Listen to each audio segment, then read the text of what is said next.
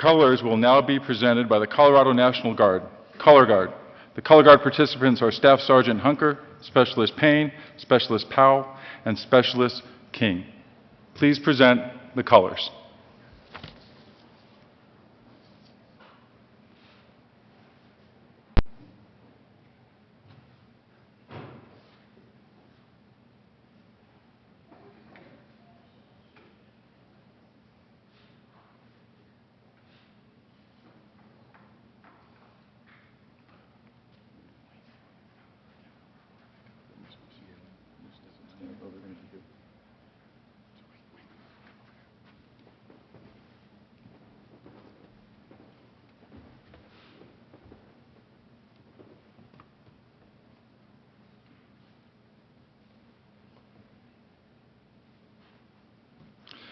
The Pledge of Allegiance will be led by Sergeant Ron McKay. Would you please join us?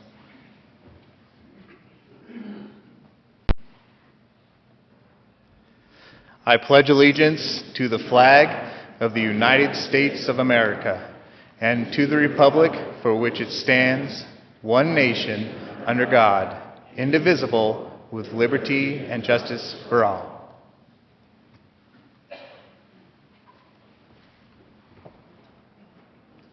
I would like to invite Isaac Slade from the Fray. That's right, you heard that. It's okay. This is not the solemn part, this is the awesome part. I'd like to invite Isaac Slade from the Fray to share the national anthem.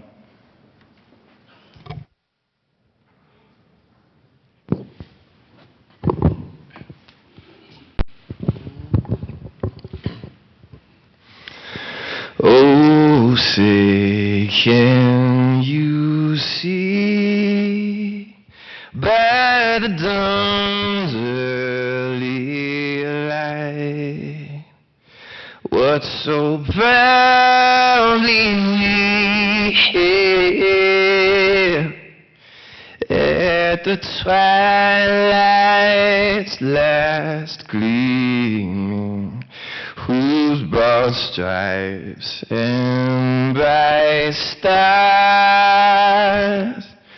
through the perilous fight o'er the ramparts we watched were so gallantly streaming, and the rockets red glare, the bombs bursting in air, came proof through the night that our flag was still there. Oh, say does that star-spangled banner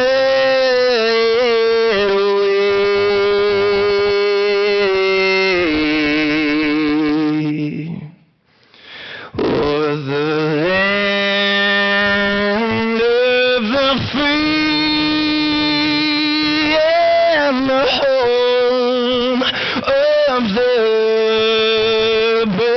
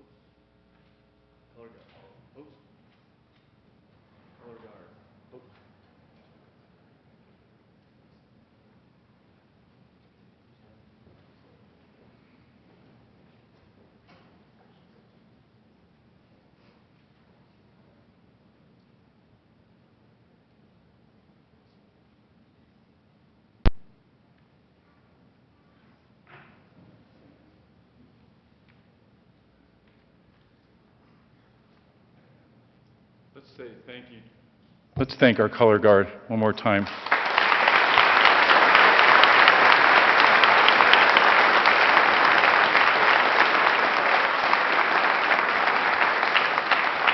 I also think we need to thank Isaac one more time and his family. I believe it was a 28-hour combination of flights to get here to do this for us today. So thank you.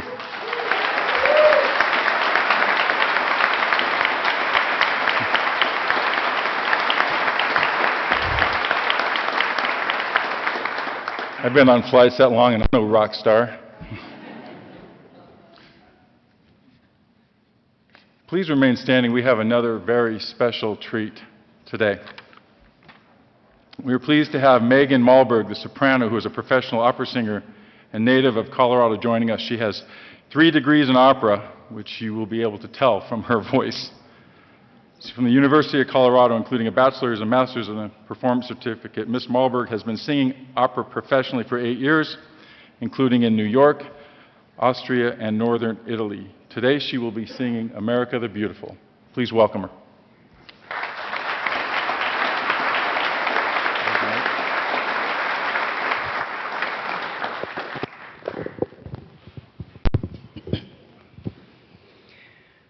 Oh, beautiful for spacious skies, for amber waves of grain, for purple mountain majesty above the wooded plain. America, America, God shed His grace on thee, and crown thy good with brotherhood from sea to shining sea.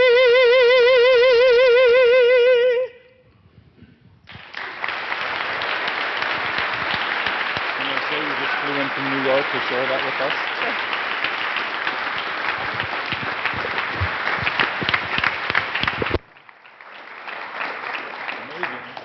Megan just returned from New York to share that with us. So thank you for traveling. I'm glad it wasn't 28 hours. I think you can sit down now. Colleagues, please. And guests.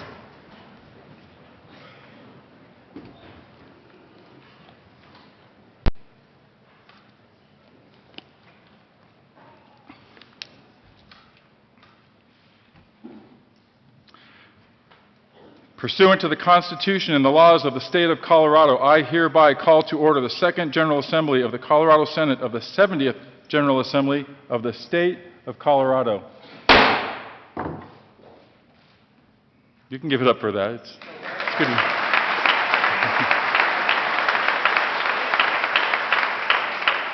I've been practicing that for 8 months.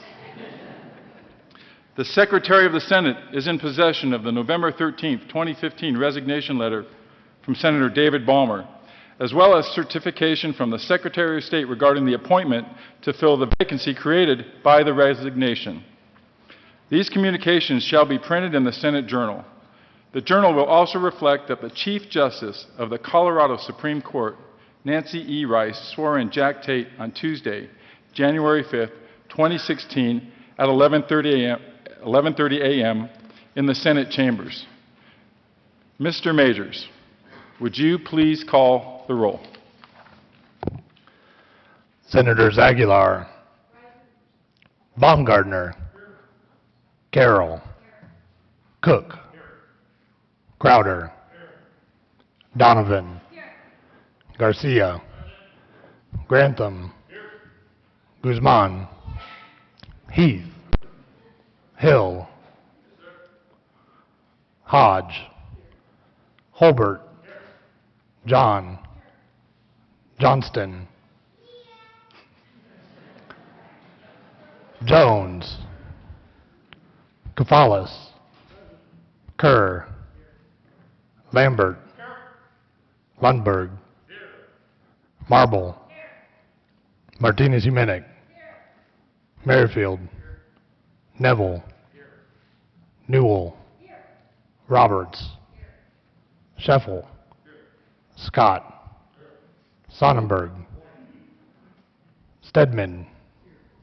Tate. Todd. Ulibarri.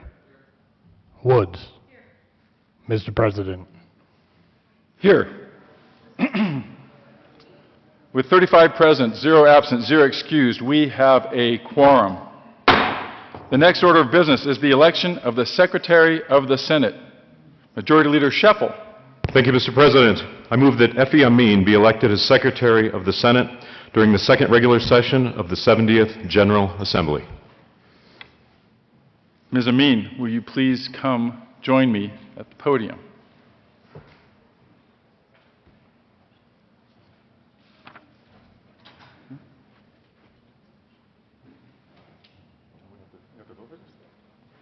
I'm a little rusty. Apparently we have to vote for this too. Ask for an aye vote. All right, now that we've got the warm-up, we're going to start over. You have heard the motion. Is there further discussion? Seeing none. All those in favor say aye. Aye. Those opposed, no. The ayes have it. It was a test. Now we will swear you in. You passed.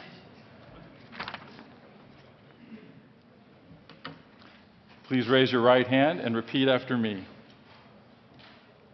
I, Effie Amin, do solemnly swear that I will support the constitutions of the United States and of the state of Colorado and faithfully perform the duties of the office to which I am duly elected to the best of my abilities. So help me God. Congratulations.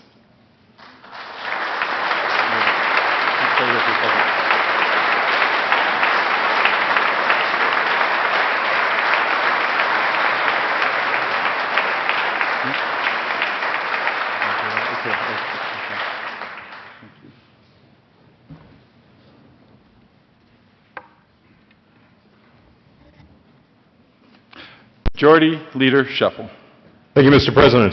I move that the rules of the first regular session of the 70th General Assembly be made the temporary rules of the second regular session. The motion before the body is to adopt the rules of the first regular session as the 70th General Assembly, as the temporary rules of the second regular session. All those in favor say aye. Aye. Those opposed, no.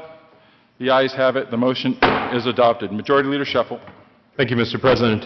This time I move that a committee be appointed to notify the House that the Senate is organized and ready for business. The motion before the body is to appoint a committee to notify the House that the Senate is organized and ready for business. All those in favor say aye.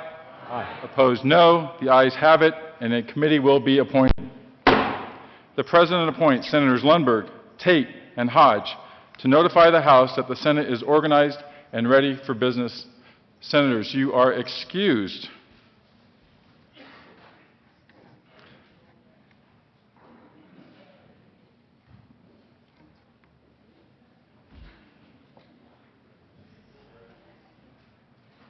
Majority Leader Scheffel. Thank you, Mr. President. This time I move that a committee be appointed to notify the Governor that the Senate is organized and ready for business. The motion before the body is to appoint a committee to notify the Governor that the Senate is organized and ready for business. All those in favor say aye. Aye. Opposed, no. The ayes have it. The motion is adopted. A committee will be appointed. The President appoints Senators Roberts, Martinez Jimenez, and all of the Johnstons, regardless of age or height, to include your father, to notify the Governor that the Senate is organized and ready for business. And it's okay if all y'all come back and leave your dad with the Governor. No, you have to take them. No, they all have to go. Bye. Come on, we can say goodbye. Bye. Yeah. You really can't make this stuff up. The Senate will stand in recess until the committees return. See how easy this is? We're done for the day. And yes, I understand. They can wait. This morning, I'd like to invite back up to the stage Sergeant Ron McKay from the Army Band, the 101st Army Band, HUA, of the Colorado Army National Guard, and he will be singing God Bless America. We did this for you.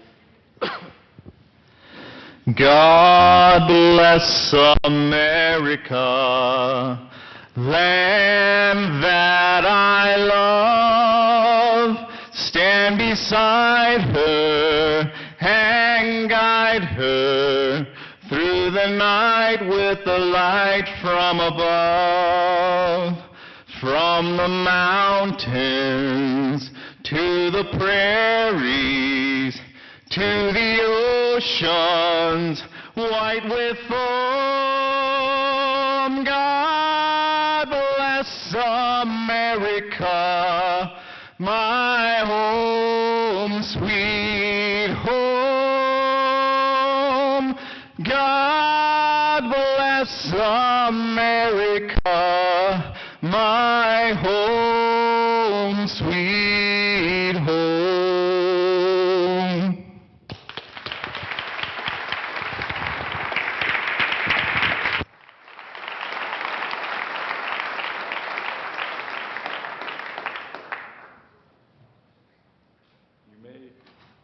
You may be seated. Thank you, Sergeant McKay. I did try out for that when I was in the Army, and they said, "How would you like to be in the infantry?" We're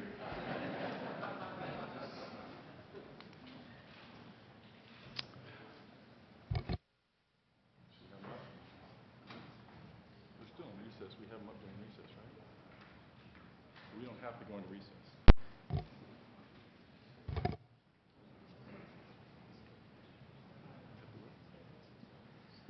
Right, that's what I just said. We're all in the Mr. Majority Leader, we are still in recess, and so with that, we can allow some who don't belong here to join us. Colleagues from the House, would you please come forward? It's kind of like the Wizard of Oz, huh? Representative Priola. President Cadman, the House is ready for business, and Representative Neville wanted me to tell Senator Neville that it's a girl.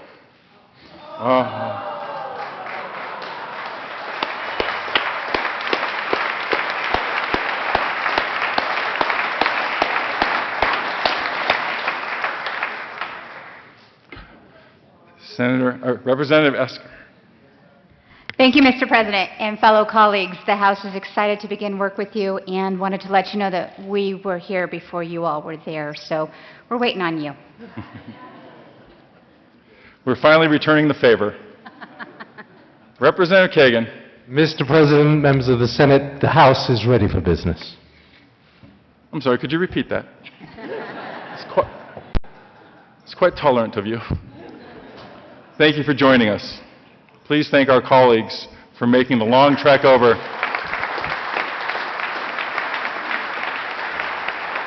And more important, let's thank them for leaving.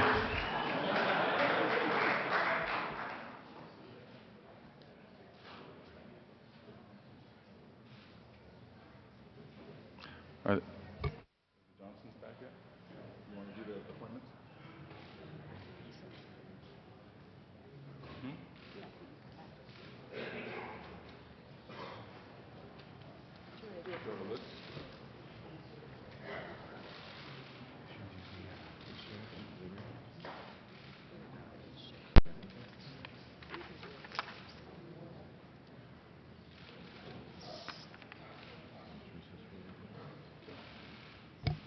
For those of you that have not been here to witness this process before, It's a little bit like a baseball game. 7 innings of boredom and 2 innings of sheer terror. Guess what part you're in? We do have a few things that have to get accomplished in between official acts, so there will be a few poignant pauses along the way. We're going to try to get you out of here by 3:30 today.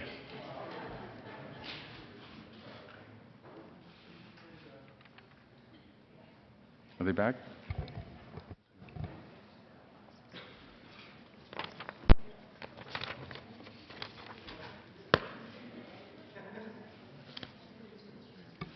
Do you have the appointments? Come back to order, and Mr. Major, please read the title, and then Sheffield moves it. I don't have this yet.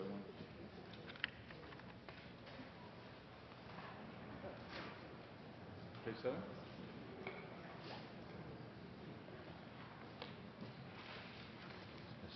So page 7 of document that doesn't have page numbers. Officers and employees of the second session. General Assembly employees. So you want to do that now? Okay, we're going to come back. The Senate will come back to order. Mr. Majors, would you please read the title to Senate Joint Resolution 1? Senate Joint Resolution 1 by Senator Sheffield and Representative Corr concerning the officers and employees of the second regular session of the 70th General Assembly. Majority Leader Sheffel. Thank you, Mr. President. I move for the adoption of Senate Joint Resolution 1 regarding the retention of General Assembly employees and salary ranges. You have heard the motion. Is there further discussion? Seeing none, all those in favor say aye. Aye. Those opposed, no. The ayes have it. Senate Joint Resolution 1 is adopted.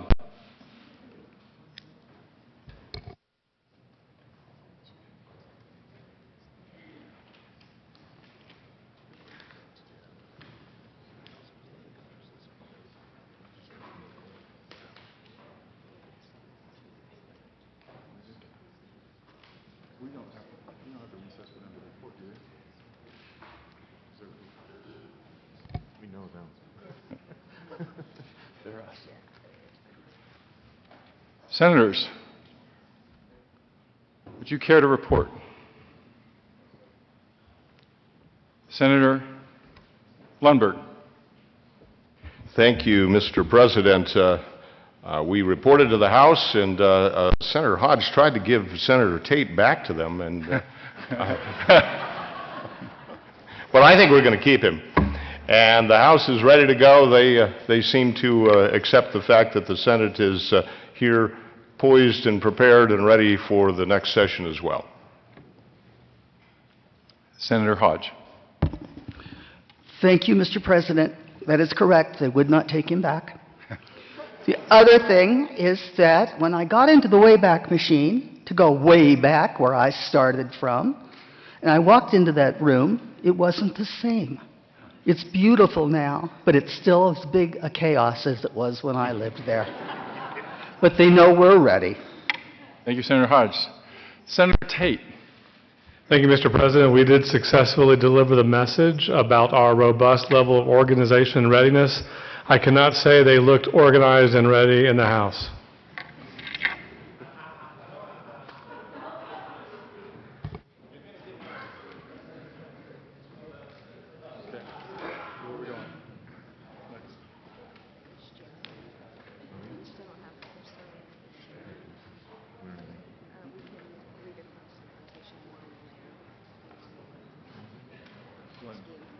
No more resolutions.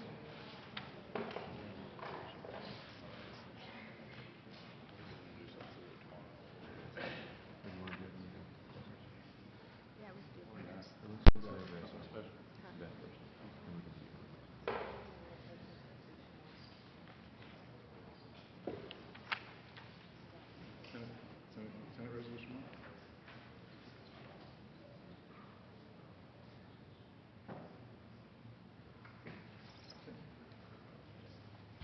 I think we're still in order. Mr. Majors, would you please read the title to Senate Resolution 1? Senate Resolution 1 by Senator Leader Sheffield Sheffield. concerning the appointment of officers and employees of the Senate convening the second regular session of the 70th General Assembly. Mr. Majority Leader. Thank you, Mr. President. I move that the Senate Resolution 001 lay over until tomorrow, January 14th, 2016. You have heard the motion. All those in favor say aye. All those opposed, no. The ayes have it. Senate Resolution 1 will lay over until tomorrow. And that's how we actually spend a lot of time here, moving things till tomorrow. So if you'd like to come back and see that, come back tomorrow. It's going to be real special.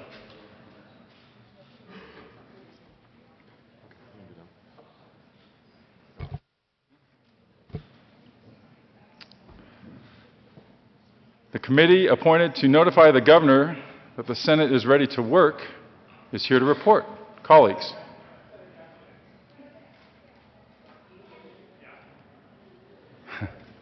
You can bring them. You can bring them. Yeah, yeah. Can we make an exception here? Yeah. I can. Yeah. Johnson, Johnson, and Johnston. And Johnston. Yes. Senator Martinez-Humenick. Thank you, Mr. President. Mr. President, the committee has met with the governor, and we have informed him that the Senate is ready for business. Did he believe it? He did, and he said, good luck. Senator Roberts. He also mentioned civility would be the buzzword for the session. So, What was the buzzword? I missed the buzzword. We also managed to steal a couple Senator toys. Johnson, would you like to be recognized? Thank Senator you, Johnson? Mr. President. I'm rusty, too. We also stole a couple of toys from his office. It was productive all the way around. Did you get the space shuttle? No. I got 2 pieces of it. We need to get the rest of it. Ask us about the Santa Claus. Thank you for that report. Okay, where do you want to go now?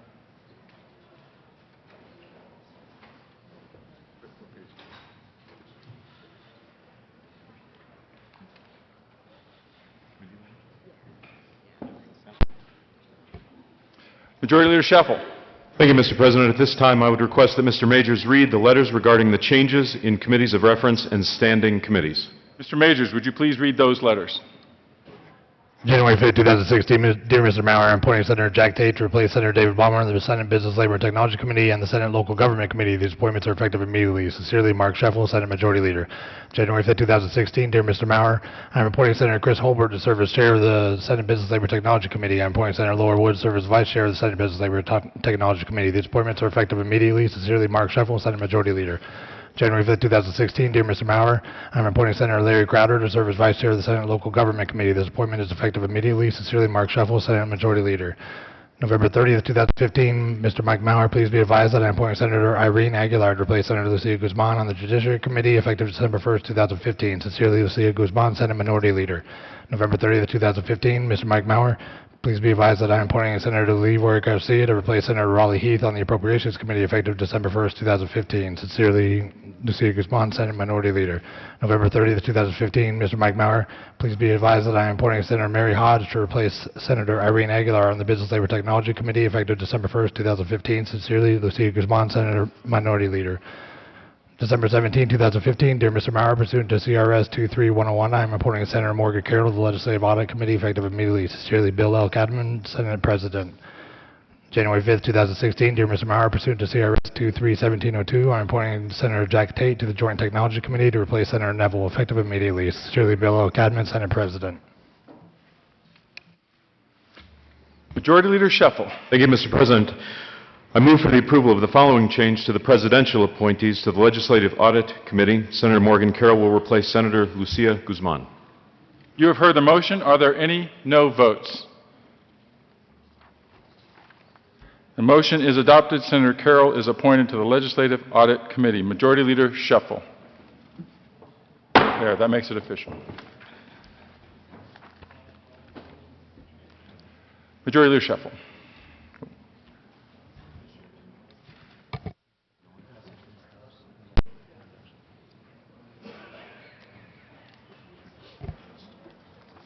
Senator 1, it's back? Okay.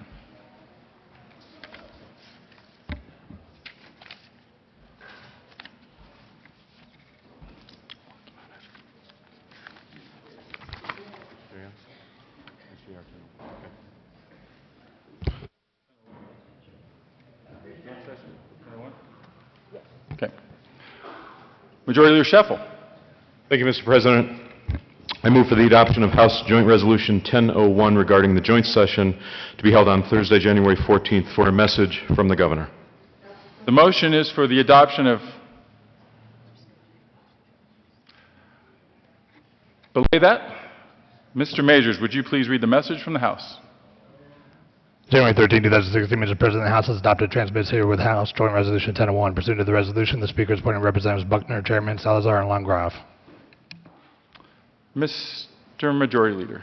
Thank you, Mr. President. Having heard Mr. Major's fine words regarding House Joint Resolution 1001, at this time, I would move for the adoption of House Joint Resolution 1001 regarding the joint session to be held on Thursday, January 14th, to hear a message from the governor.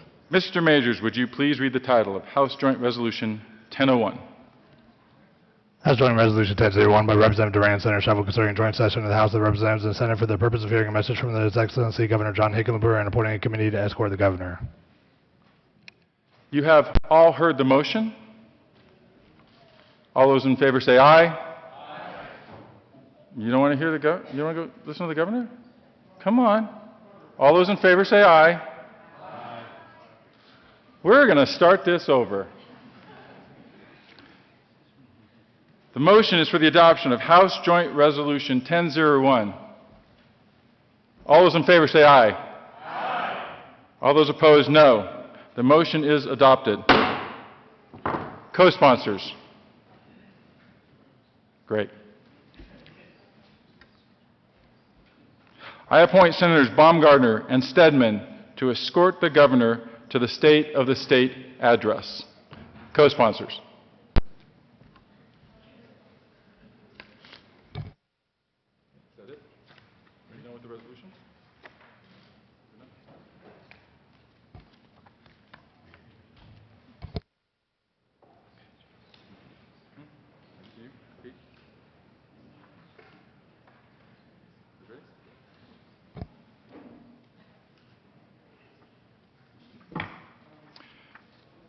Majority Leader Scheffel. Thank you, Mr. President. At this time, I move that the Senate stand in recess to hear the remarks of Senator Cadman, the President of the Colorado State Senate, and Senator Guzman, the Senate Minority Leader. You have heard the motion that the Senate stand in recess for the remarks of the leaders. All those in favor say aye. Aye. Those opposed, no. The ayes have it. The Senate will stand in recess.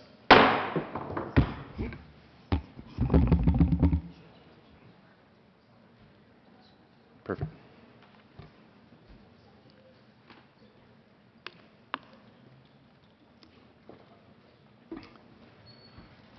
A lot of pomp and circumstance. But colleagues, I want to welcome you back. I want to welcome all of our special guests to the Colorado Senate. And I want to begin by thanking my wife, Lisa, for joining us today. She has supported this hobby for 16 years, and I'm pretty sure that if term limits weren't kicking in for me here, that Lisa limits would be kicking in this year. But please join me in thanking her for supporting me for 16 years.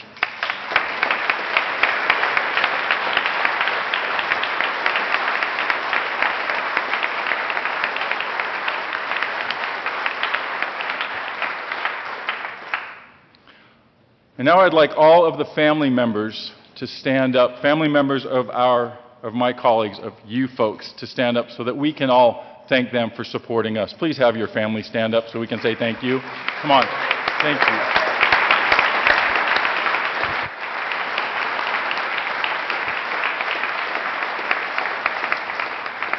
This is how we officially say goodbye to them for the next 4 months. I want to take a moment to welcome our newest member, Senator Jack Tate. As is often true when a House member gets a promotion to the Senate, the IQ of both bodies are diminished. Senator Tate, we look forward to increasing yours. Welcome.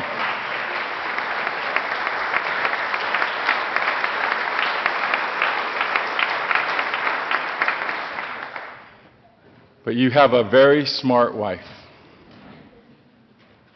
My term is not the only one coming to an end this year. It's just the longest. Well, it's no one longer. But I want to take a moment for us to recognize my colleagues that are also term limited and thank them for their service. Senator Heath, Senator Johnston, all of you, Senator Carroll, Senator Stedman, Senator Hodge, I was over there with you. I will never go back, except for tomorrow. Senator Newell. Announcements?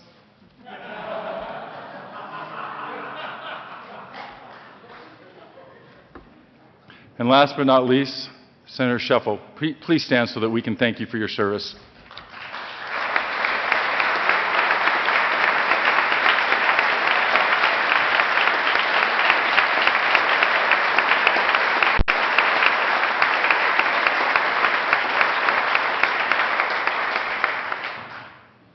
Senator Guzman, dearest one.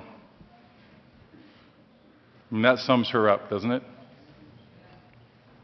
Even when she's debating, you're like, but I like you so much. Congratulations on being elected as the minority leader. You are truly deserving of the trust that your caucus has placed in you, and it will be an honor to continue serving with you in your new capacity. Congratulations.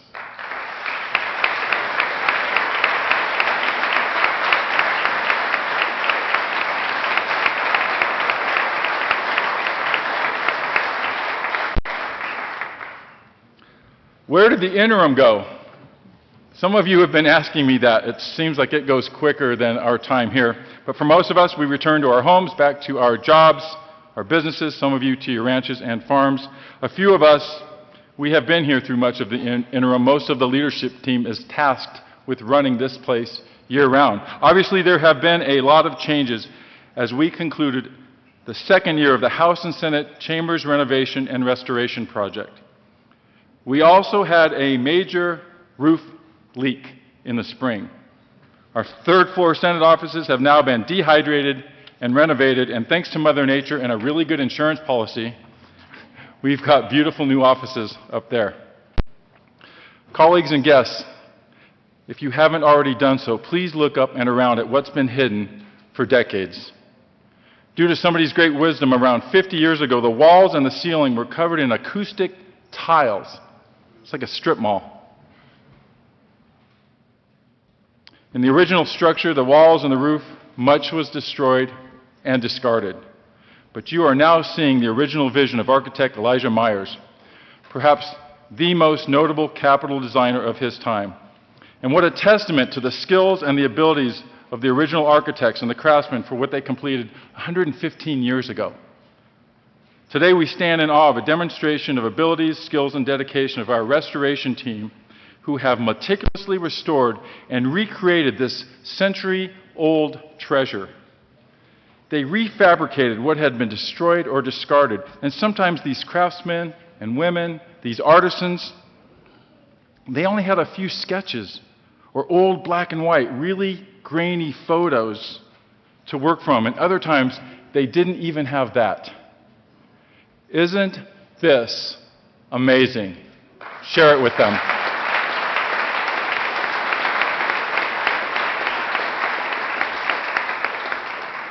And even as they were restoring these chambers to the original design crafted in the 19th century, we took a little bit of license to bring some of the items of this chamber into the 21st century. I am not part of that. One of the modern advances is on your desk. You can now plug in your smartphones and your laptops without reaching down under your desk into that sparking electrical outlet of death. Our lighting, our speakers, our sound system has been updated. We have also eliminated a 2x6 plank above the windows that periodically held a video screen, and we now have a special treat. We're going to share the blending of historic renovation with modern technology. You are watching the history being made today.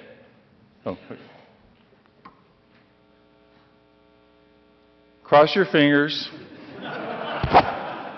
because I mean literally hours ago, That's a start. There's actually a guy up there doing this because the motor's not working. Need some water? Okay. He's doing okay. Of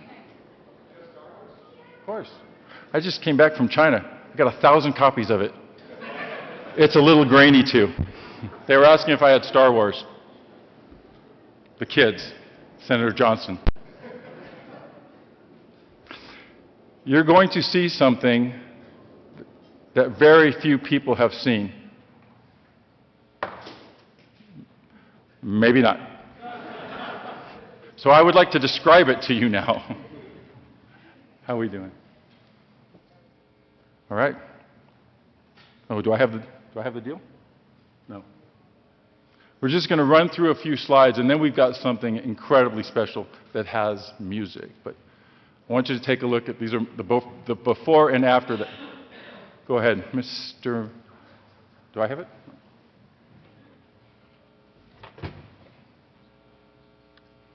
You see, yesterday they didn't trust me with this. And this is why. Do you need to do it from down there? Oh, there we go. I mentioned the old acoustic tile. And actually, if you look at, there's an amazing, amazing documentary that shows the building of the Capitol from 100 years. And I believe that clock is someplace close to that age. Where's the clock? Okay. Is it, oh, right there? The beautiful white acoustic tile. On this level, they took every tile off one by one. Each of them had at least 9 dabs of mastic on them, and they got every bit of that off with Q-tips and mineral spirits. Doesn't that sound like a fun job?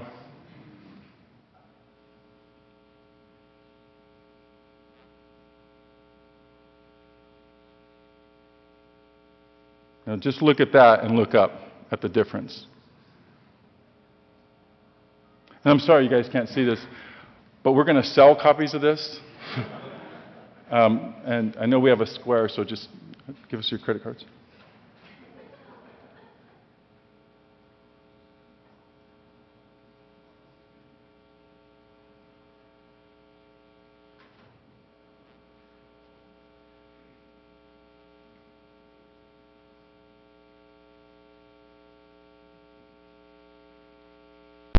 I think we're back at the beginning.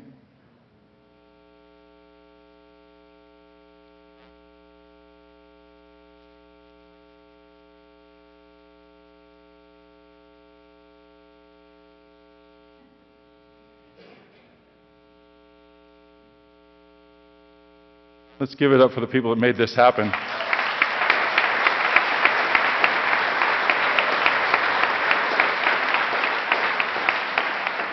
And now you're going to see something really only a handful of people have seen. I mean, we are making history even by showing this. Mr. McKay.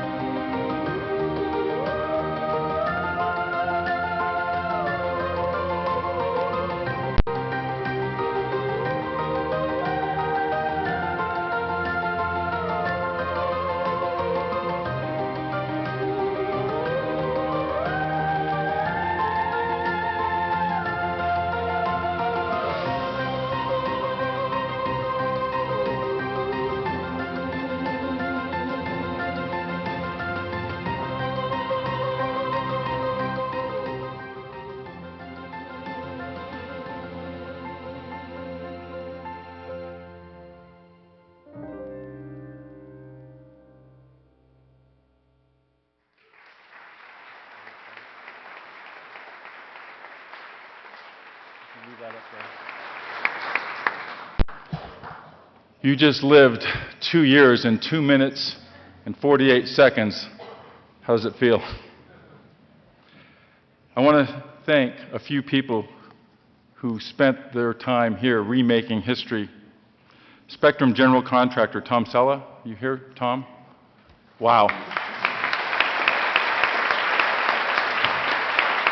Wow.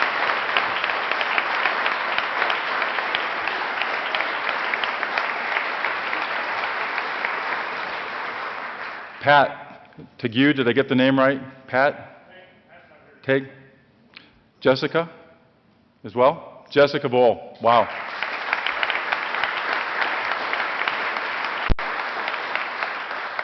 Anderson Hallis Architects, Dave Anderson and Nan Anderson and Ann Cottrell, are you here?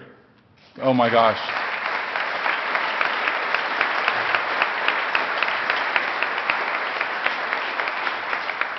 And we need to thank our staff that were part of managing this. John McKay, I would call the lead manager since Cindy Markwell. Actually, it was John McKay and our former secretary, Cindy Markwell, who were pretty much in charge of everything that happened in these walls for the last 2 years. Unbelievable.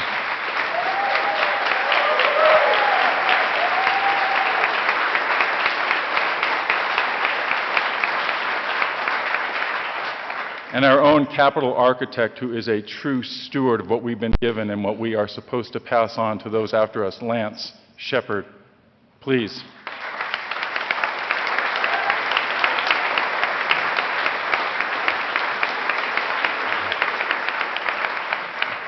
And the woman who got all of this together in what seemed like seconds for her and years for me, Special Assistant Lauren Wester, put that together in a very timely fashion. I think, Lauren, are you still here? I think she was actually feeling ill, and that's because she was working with me. But thank Lauren, wherever she is. She's probably listening.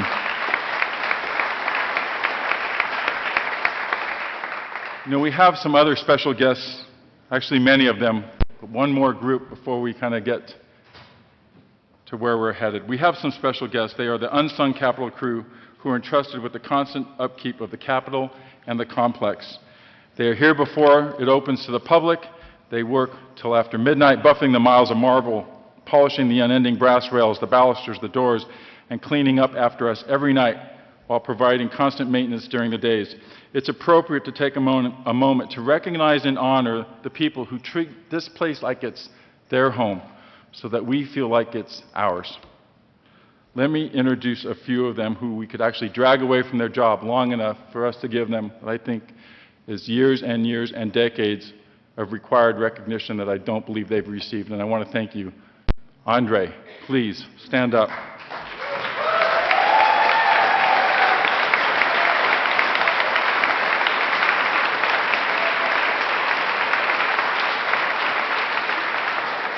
Terry.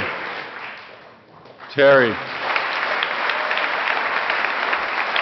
Phillips. Brad Skiers. Brad. I had to beg Brad to come here. Thank you. Christopher. Come on. You all know Chris. Angelica, please stand up.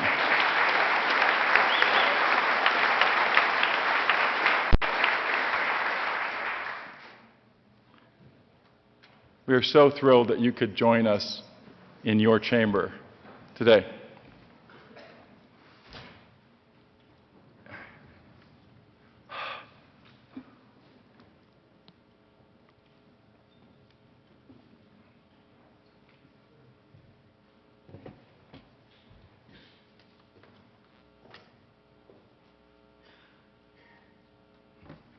You have the... We'll play this again later, so those that missed it over here will have a chance to look at this. It's pretty amazing. And I'm just making sure it still works. It is really, really, really great to be back in this beautiful chamber again for the first time. Some of us had a preview of working in here just a week ago when we swore in Jack Tate as a state senator. We all took an oath of office before we are seated in these desks. This is usually done after a general election. I have now taken that oath 7 times.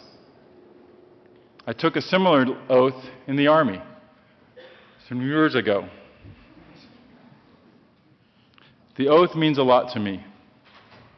It has meant something special every time I have taken it, and I know it means a lot to you. You have all taken it, some of you several times. I still get goosebumps when I say it. I still get goosebumps.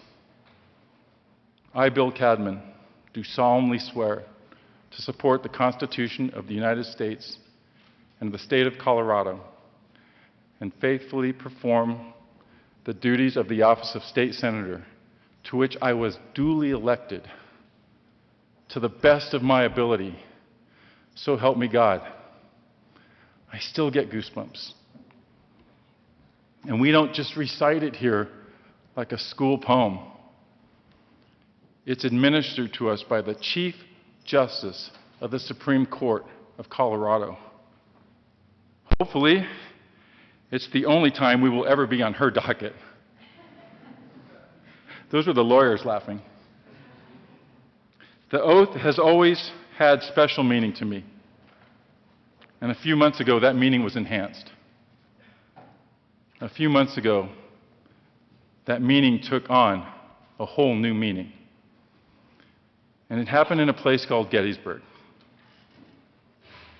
I ran into you, Senator Guzman, in Gettysburg. We ran into you. If you have not been there, you have got to go. And if you have been there, you probably understand. Gettysburg, were in perhaps the 3 most bloody and courageous days in our nation's history, 2 American armies fought for conflicting dreams. 2 American armies fought each other. The experience of being in Gettysburg deepened my understanding of the price paid by our forefathers for the lives that we enjoy in the state and in this country. And as Senator Scheffel and I stood in the middle of that great battlefield, the solemn purpose of that encounter and that war was truly manifest before our eyes. The soldiers who died there were not fighting for kings. They weren't fighting for land or personal possessions. They were fighting for each other. They were fighting for freedom. They were fighting for a place where no man had to bow. They were a place where a man could stand up free of the past, free of tradition and blood ties and the curse of royalty, and become what he wished to become. They were fighting for the very first place on earth where the man mattered more than the state. The very first place. These sentiments were expressed by Union Army Colonel Lawrence Chamberlain. And he went on to tell his soldiers this: "We are an army going out to set other men free." Think of that. Have you ever heard that anyplace else? We are an army going out to set other men free, not for kings or lands or personal possessions. True freedom began in this country, and the Civil War would determine if it would endure. And the good news, freedom won. Freedom won. And here we are in a Capitol building, in our Capitol building that is known for being the spiritual and the physical center of the state of Colorado. And I have found myself in this chamber for hours on end trying to fully comprehend all that this place represents, all that it means. And it is so much more than the granite. It's so much more than the steel and the brass and the marble. It is much more than the views. It's much more than the renovation. Winston Churchill said, "We build buildings, then they build us." And this place on Browns Bluff, this is the very symbol of the idea and ideals of freedom. This amazing structure stands as a tribute itself to a government entrusted to ensure that the man matters more than the state. This place stands as a testament to every battle where freedom won. Because if freedom had lost, we wouldn't be here. If freedom had lost, we couldn't be here. And I stand here and I think about our oath, and I believe as senators and representatives, the oath is what binds us together.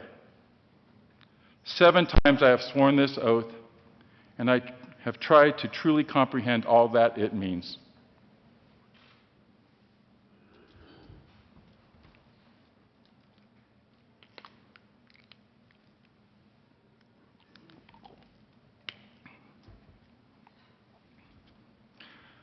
What are we swearing to do, so help us God? The answer is simple. We promise to support the Constitution, and we promise to faithfully perform our duties to the best of our abilities. We promise as elected officials to do these 2 things. They both require leadership. They both require us to become leaders. We promise to perform our duties to the best of our abilities. This is transactional leadership. This is about doing our job. It's about managing the tasks and the responsibilities of holding these offices. It's about learning how to legislate and delegate and participate in the process. Performing our duties to the best of our ability means passing a balanced budget and a School Finance Act. Our duties include dealing with countless issues and finding solutions that will best serve more than 5 million people. We are tasked to find solutions to enormous challenges. Performing our duties to the best of our abilities means finding the best solutions.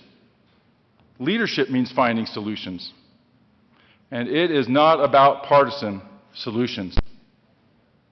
It can't be. President Kennedy said, "Let us not seek the Republican answer or the Democratic answer, but the right answer."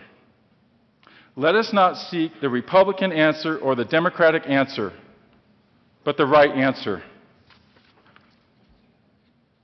Rising to that challenge, I think we have much to be proud of in our accomplishments together in the first half of our term.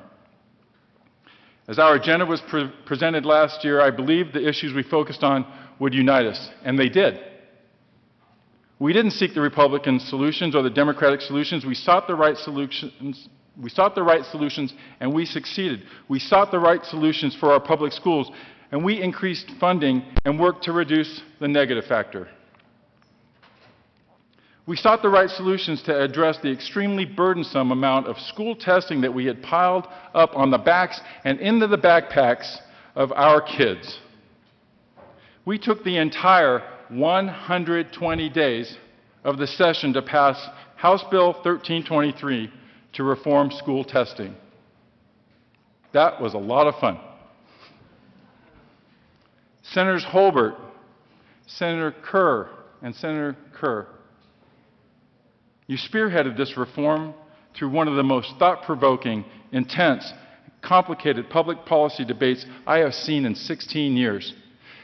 120 days to pass something that we agreed to on day one.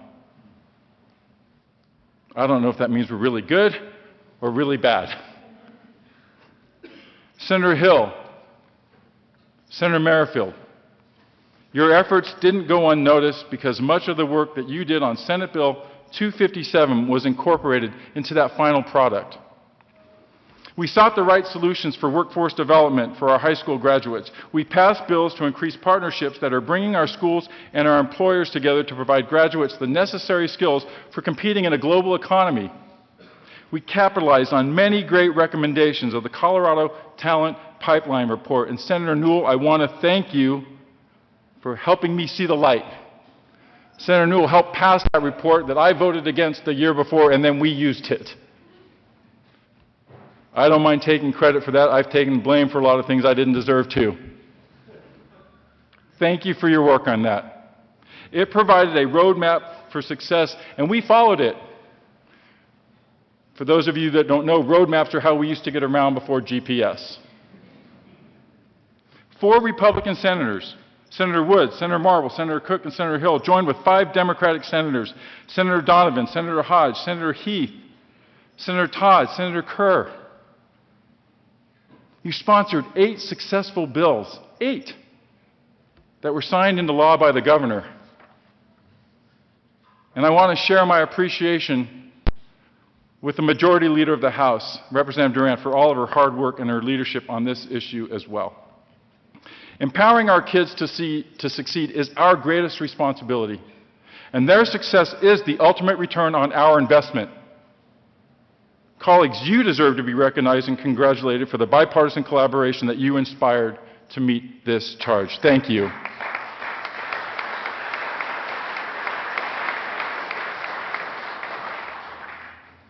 We sought the right solutions for new accountability of our own government through regulatory reform, auditing, and compliance measures. Our health care exchange will be audited thanks to Senator Sonnenberg and Senator John, who sponsored Senate Bill 19. Senator Newell and Senator Lundberg, you produced a historic shift of oversight for the Child Protection Ombudsman's Office with a bill that faced an uphill battle from the very governor that you needed to sign it. He didn't like it. And that was not a secret. That was a great testament to your tenacity and your tenacity. And the Department of Youth Corrections will become more accountable thanks to House Bill 1131, carried in this chamber by Senator Lambert and sponsored in the House by Democrats, Representatives Iskar and Lee. And we must be vigilant to ensure these reforms find compliance and implementation, and we must continue to root out failed policies and programs while recommitting with every session. Remember this next year when I won't be here. Every session, we must recommit to make our programs accountable. We sought the right solutions around increasing safety in our public schools. We honored the memory and the lives of Colorado school children stolen from their families by unimaginable acts of violence. Working together, we made school safety a prime directive of our K-12 institutions. Senator Shuffle led that effort with Democratic leaders in the House to pass Senate Bill 213 and Senate Bill 214. We established an interim committee, and it was dedicated exclusively to understanding the challenging issues that our kids and our personnel face. And as a member of that committee, I can tell you the amount of research is daunting, and the psychological challenges surrounding our kids are undeniable. And while legislative solutions are elusive, I am convinced that we must continue the work of this committee. With over 800,000 kids in our classrooms, their health and their welfare while attending our schools must remain at the center of our attention and at the peak of our efforts.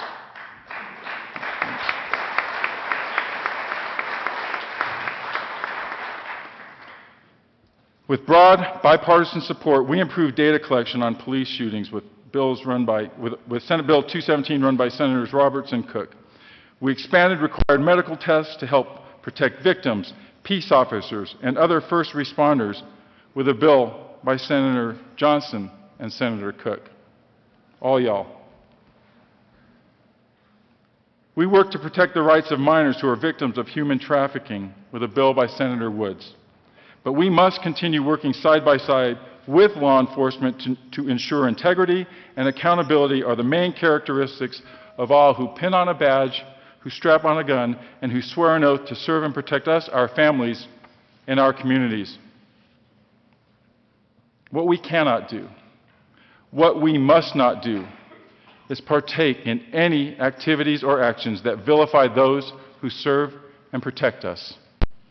Our efforts should commend our heroes for their willingness to spend their weekends, their holidays, their birthdays, their anniversaries away from their loved ones so that we can safely spend those occasions with ours. These are our first responders. They are our lifesavers. They rush into life-threatening situations when the rest of us are rushing out. They are willing to forego their own safety in order to ensure ours.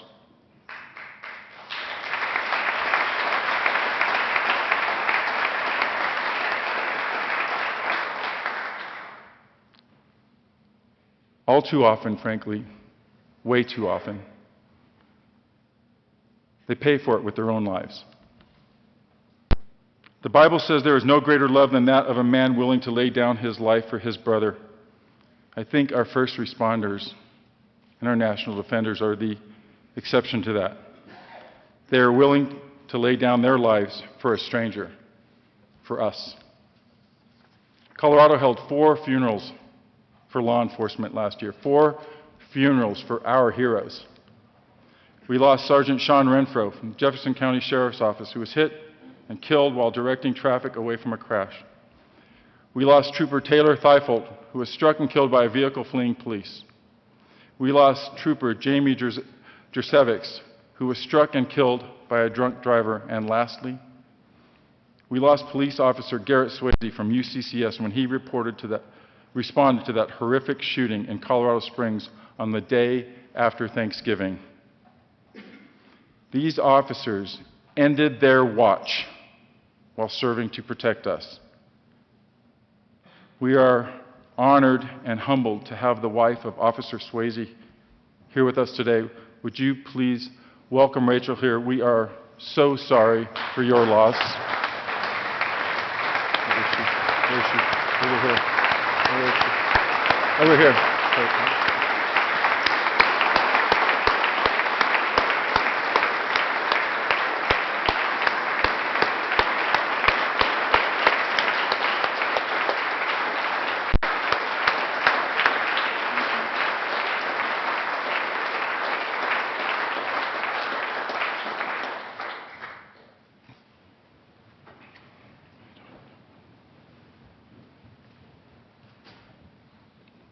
Thank you for joining us today. We are so sorry for your loss. Many officers were critically injured last year while serving us, and our thoughts and our prayers go out to them for quick and full recoveries. We need our heroes now more than ever because public safety demands are now greater than ever. And adding to the traditional challenges, the FBI has reported that in the last 12 months, over 90 members of ISIS have been reported killed or arrested in this country, not around the world, in this country. We have terrorists here. We know they're in our cities. We know they're in our neighborhoods. Our police, our sheriffs, our state patrol, they are our first line of defense against terrorism, and we need them. And as if their job wasn't already tough enough, we have now seen the badges and uniforms of law enforcement used as targets.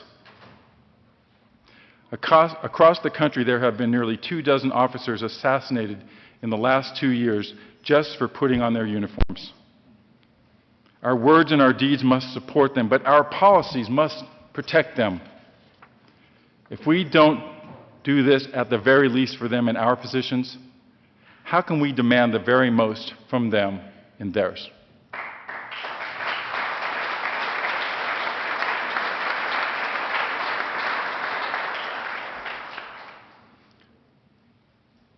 We sought the right solutions on another major piece of legislation that was significant for public safety and has been widely publicized even recently. We passed the felony DUI bill, House Bill 1043. Senator Cook, Sheriff, Senator Johnston. That concern has been a long time in the works, and you were able to find success where countless other attempts have failed. And we are all safer because of what you did. Thank you. Thank you.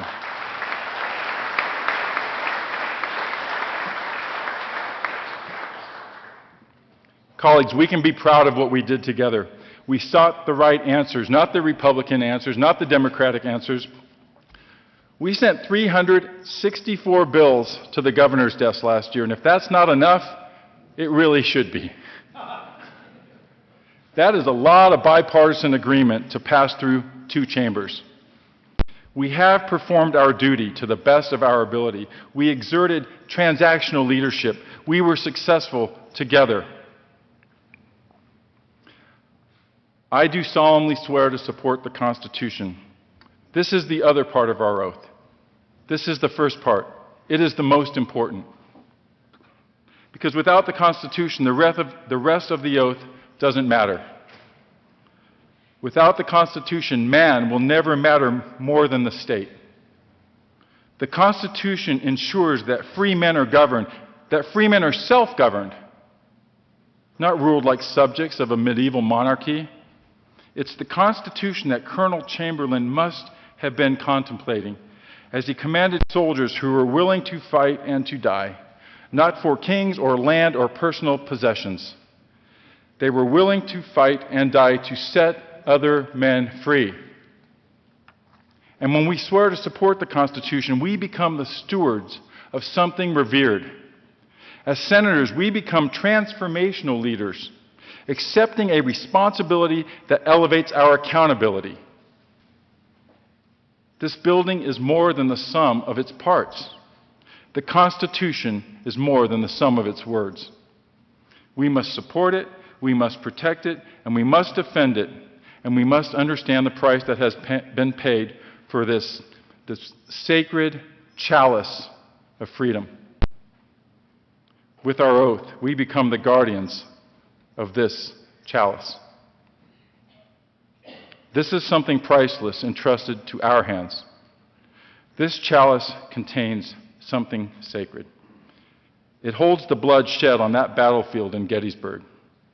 And it holds the sacrifice of every hero who has paid the price for freedom on every battlefield. This chalice contains something else. It holds the tears of families of our fallen warriors. There is no bottom to this vessel, and it constantly demands more. Every first responder or member of the military who has sacrificed their life around the world and across this country paid that price for something greater than themselves. And Senator Scheffel and I got a sense of that cost on that battlefield in Gettysburg in September. And I got a sense of that cost as I stood on a cliff above Omaha Beach and I looked back at nearly 10,000 white granite crosses in Normandy a few months earlier. And I got a sense of that cost at the National Law Enforcement Officers Memorial in Washington, D.C. And we get a sense of that cost when we see a flag folded in a triangle delivered to the family of a veteran or a fallen officer, and it comes with a salute and the soft sound of taps and the following words, "On behalf of a grateful nation." I think this would be an appropriate time, on behalf of a grateful state, to recognize and honor the special guests, our first responders, and our national defenders who have joined us today.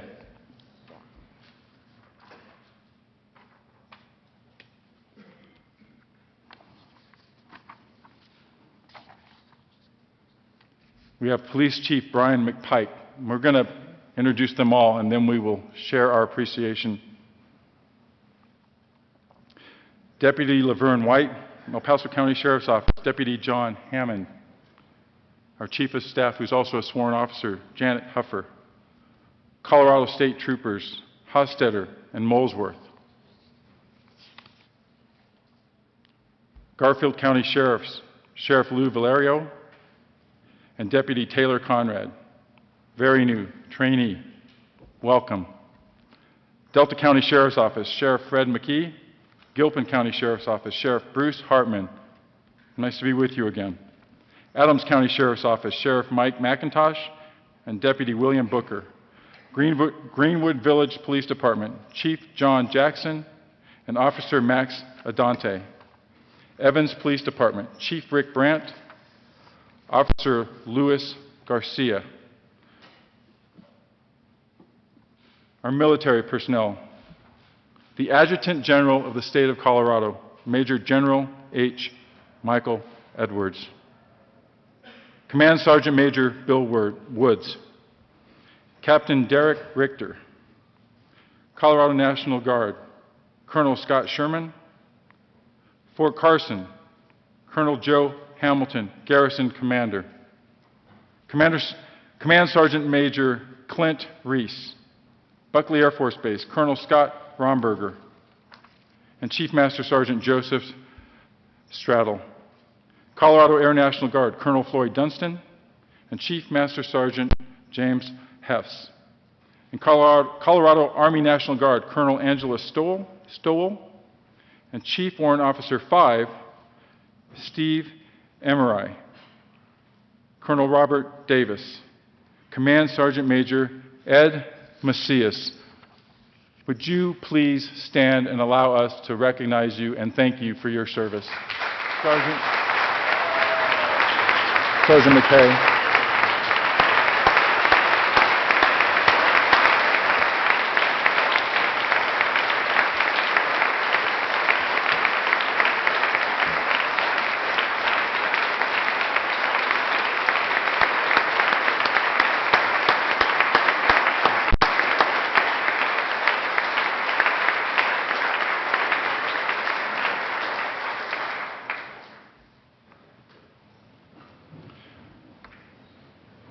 Would all of our veterans please stand?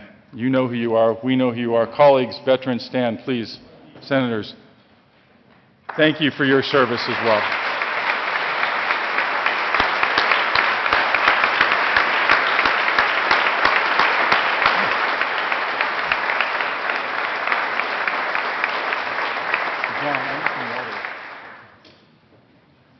Just give me a cup.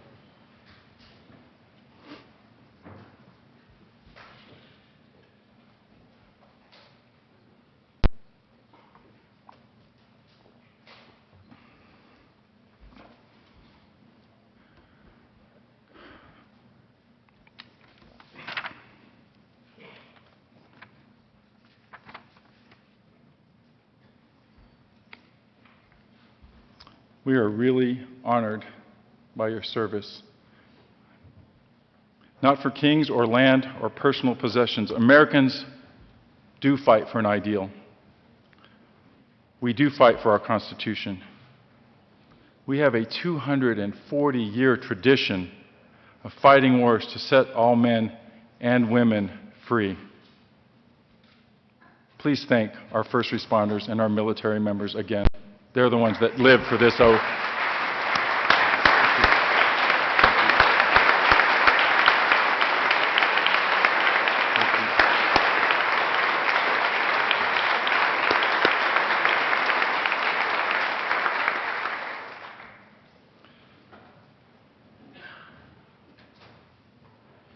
Our military members swear an oath to support and defend the Constitution. Our law enforcement officers, our sheriffs, swear an oath to support and defend the Constitution. In their jobs, they are willing to die for it. In our jobs, we must be willing to live for it.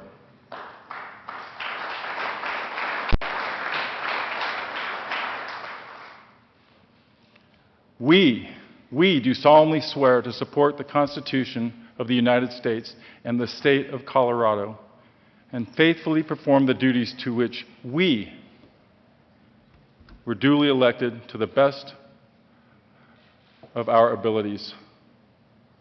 So help us God. You know, as the delegates left Independence Hall in 1787, a Mrs. Powell of Philadelphia asked Benjamin Franklin, "Well, doctor, what have we got?" And he replied, "A republic if you can keep it." Our founders knew they had created something never seen before, and they understood the challenges of keeping it. Freedom is never more than one generation from extinction. We didn't pass it to our children in the bloodstream. It must be fought for, protected, handed on for them to do the same, or one day we will spend our sunset years telling our children and our children's children what it was once like in the United States, where men were free. President Ronald Reagan. Our oath demands that we protect the legacy that we inherited from those who came before us. With that, it demands that we pass it on to those who follow. And all of us who live here are heirs to this freedom, but just a few of us are trusted to protect it. And I trust we will continue doing that together. Thank you.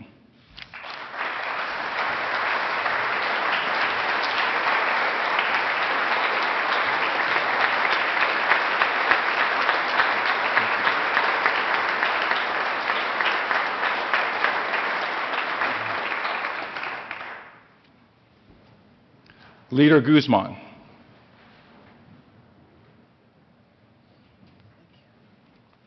The title looks great on you. My tie?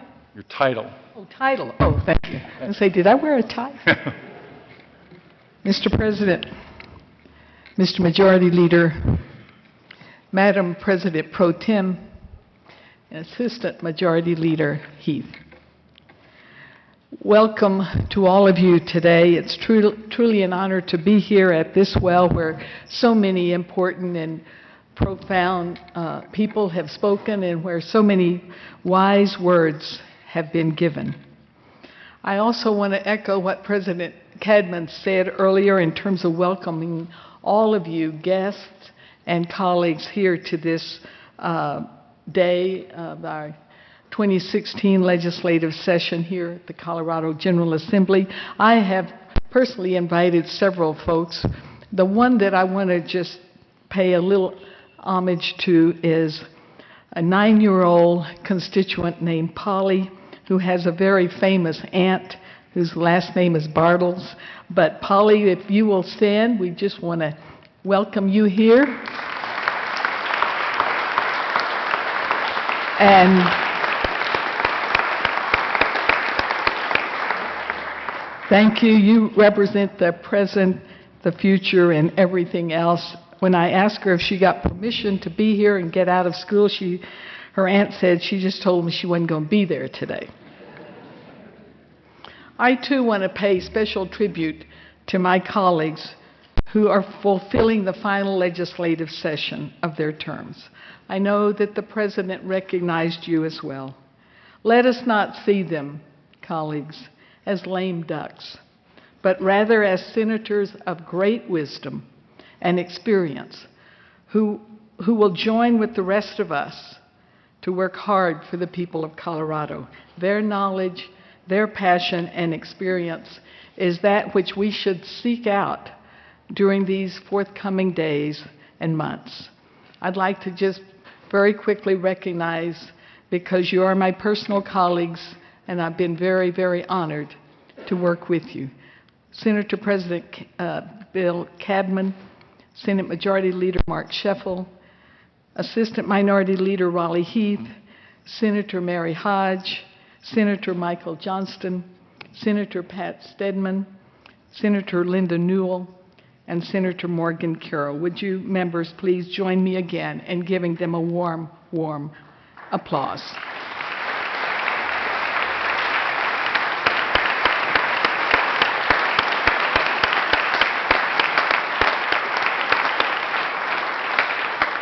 Thank you.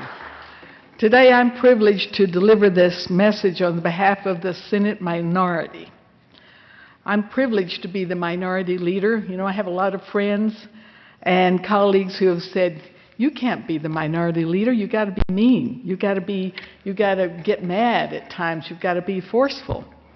And for some of you who haven't experienced that yet, I do have some of those characteristics. But I will be working very closely with Senator Scheffel, the majority leader. And so, Majority Leader Scheffel, I want to give you some heads up. Just one moment. When you see this coming out, and when you see me do this, you will know that I'm getting upset.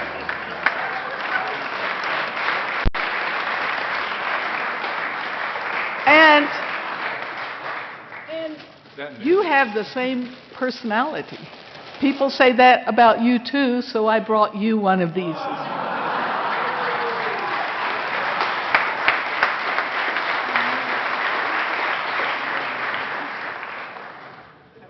I have to get my hair back.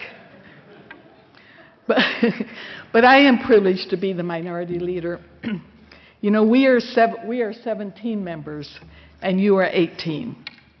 We know that being in the minority means that you have the vote, but we have a big voice. All of us, though, together, 35 of us, have Colorado in common. But we all know that we have severe differences in how we think about getting to a stronger state. We 35 senators share this hallowed chamber, and it is hallowed if you think about all of the decisions that have been made in this chamber since it opened. We share this hallowed chamber at a time when extremism and heated debates over what is right and what is wrong dominate our discourse. But we are not elected ethicists seeking to define right from wrong. Each and every one of us has been elected to bring forth a system of laws which guarantee an equal and fair opportunity for all Coloradans, a fair opportunity to be safe from harm, to be secure in our homes, to get a quality education, to have access to quality and sufficient health care. And there's so much, much more. A fair opportunity to build a good today for a better tomorrow. We often hear, we on this side often hear that we Democrats are the party of handouts. But my response to that is wanting everyone to have a fair opportunity to build a foundation for their dreams to come true is hardly a handout. Many of you know that I lived with a foster family for several years. Following my high school graduation and coming from my family of poverty, as many of you did, I did not have any idea of how to go to college. My members of my class all went to college, but I didn't. I wanted to, but I had no idea, not the faintest idea, of how to make that dream come true. One day, my foster mother, God rest her soul, took me to the local bank, Katy National Bank. I said, "What are we doing going to the bank?" And she said, "We're going to get you a college loan." I had no idea of what she was talking about. She sat there in that big chair alongside of me, and she co-signed a loan. It was something I didn't know about, co-signing loans. But my responsibility was that I was to work hard, work during college, and work in the summer and pay the loan back by the following August so that I could get another loan for the next year. Of course, being as young as I am, it didn't cost as much to go to college then. But my foster parents did not give me a handout. They never gave me a handout in all the years that I lived with them.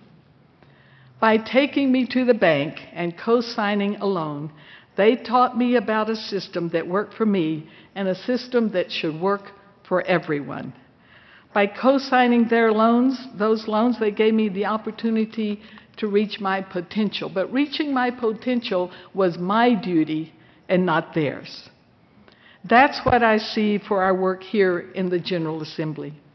Our legislative efforts should always be an extension of the opportunity for every Coloradan to achieve their dreams. We are not the party of handouts. We are the minority, but we are not the party of handouts. We are instead a party that believes that everyone should have the opportunity to fulfill their dreams with the same tools to success available for all, not just a few. Over the past few months, many of you know this because you've gone with me or I've seen you there, I've visited several communities across this great state of Colorado. And those communities reflect this principle as well. I have driven to the west, to the east, to the south, and to the north.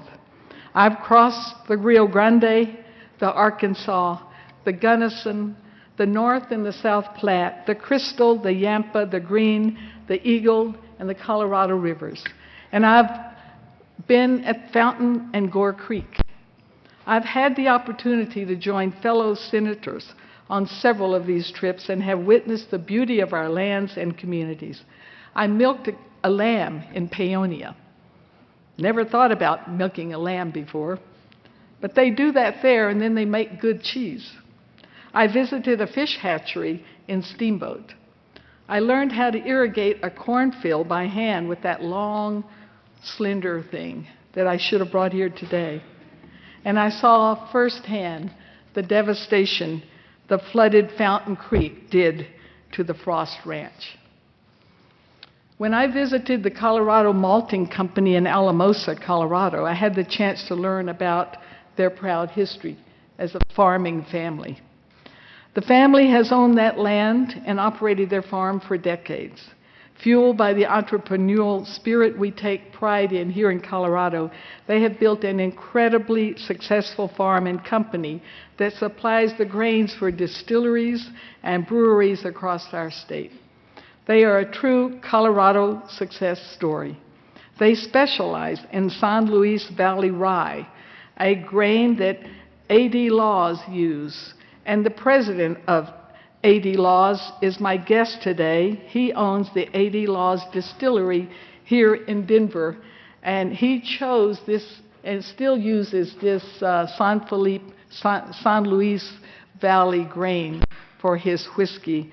And thank you for being here, and I want to tell you, it's good whiskey.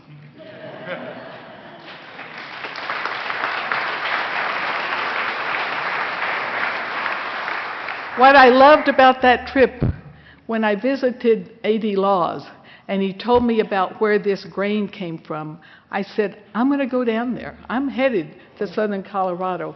I want to connect the rural to the urban. I want to connect what those farmers do to help supply the businesses and the smaller businesses in Colorado. I learned what they deal with on a daily basis, and one member of the family explained how a business like theirs is impacted by a number of issues like population loss and issues about water. Jason there told me how the farmers using water from the Arkansas River have lost much of their ability to raise crops due to a combination of drought and water being diverted to supply this growing metropolitan area that we are in today. These concerns are also shared by folks living in the lower Arkansas Valley. I came into this Senate, I was elected in 2010, and since 2010, the lower Arkansas Valley has lost over 1,500 residents.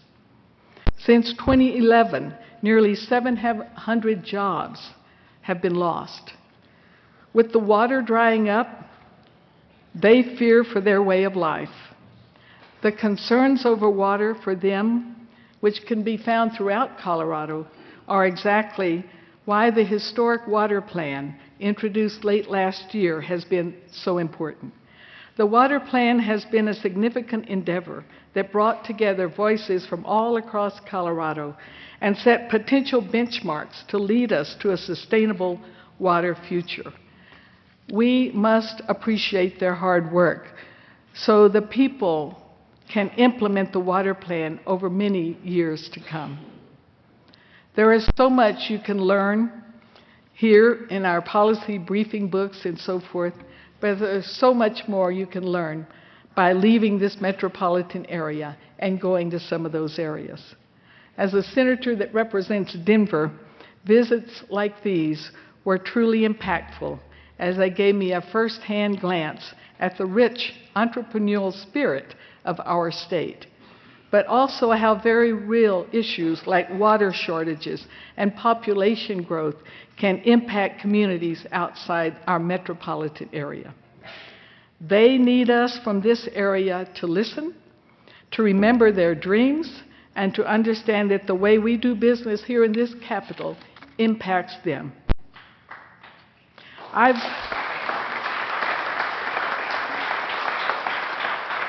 I've learned a great many things as I've gone around the state. There's frustration with a growing economy that isn't delivering a growing income for many people, like the waitress in Littleton, Colorado, and like the rancher in southern Colorado. There's anger at a political system that bends towards partisanship over justice.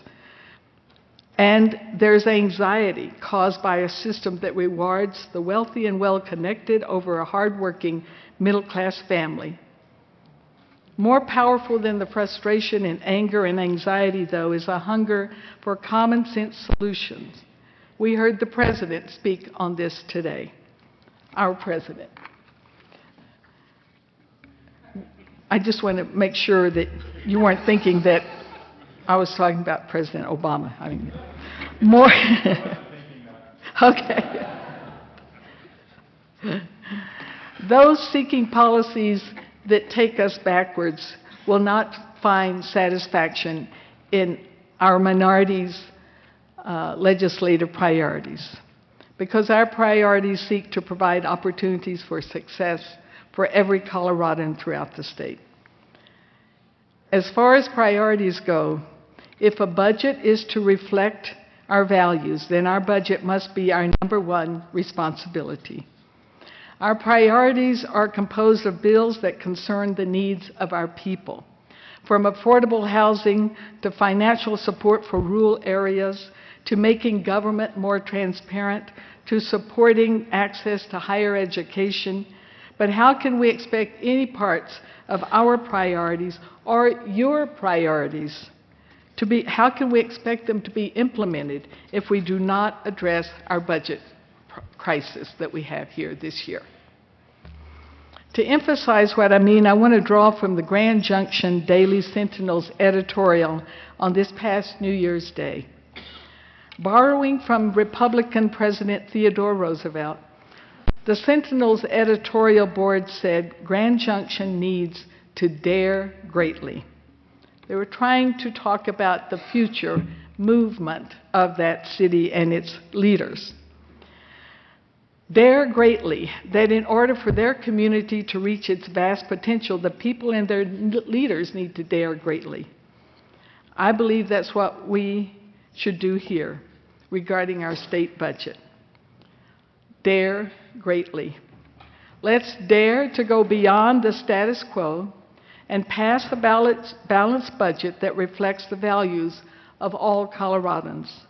From ensuring our transportation infrastructure is not only maintained, but to make sure that it can be improved, we must resolve our budget crisis. From making sure every child has the same access to high-quality education to reducing the overall cost of higher education, we must resolve the budget crisis. From preserving our natural environment to ensuring access to affordable health care, we must reserve our budget crisis this year or risk losing Colorado's identity as a state of promise.